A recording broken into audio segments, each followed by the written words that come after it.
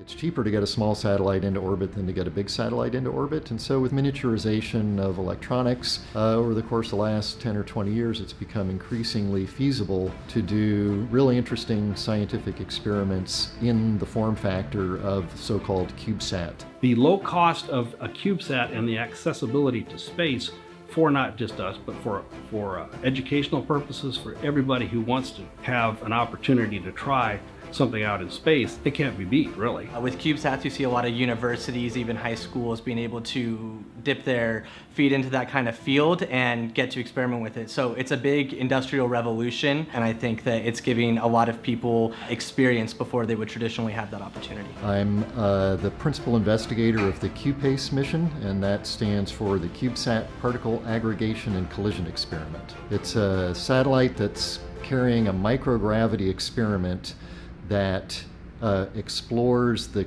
gentle collisions between small particles that are the very first steps of the formation of planets, and they're also similar to the kinds of collisions that occur in planetary ring systems. The name of the satellite we have here today is RAD-FX-SAT, and the RAD-FX stands for radiation effects, which relates to the experiment that is being flown on it by Vanderbilt University. We build our satellites, in our terms, this is called Fox 1E, so you may hear that as well. But it's the fifth of a series of satellites that we have built that have been built to incorporate STEM experiments from various universities. TechItSat series is a series of several satellites coming out of NASA Ames, and it focuses around a deployable drag device called the ExoBrake that is used for targeted re-entry of small satellites into Earth's atmosphere. The CubeSat setup is pretty much the quickest way that we can get that turnaround and keep new iterations coming. All of the above. I'm excited, I'm eager, I'm nervous, I'm stressed about all of the different steps that go along. There have been a lot of ups and downs in the development of this satellite, getting through the different milestones, and today is obviously a huge milestone for us. It's not the last one, but it's a huge milestone. The launch is the culmination of a lot of work, and years of work actually.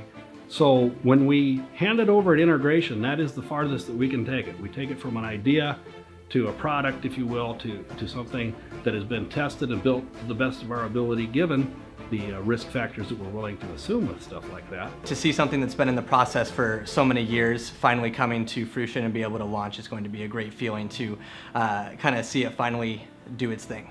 We are CubePace from UCF. We are RAD-FX-SAT 2 from AMSAT. We are TechItSat from NASA Ames.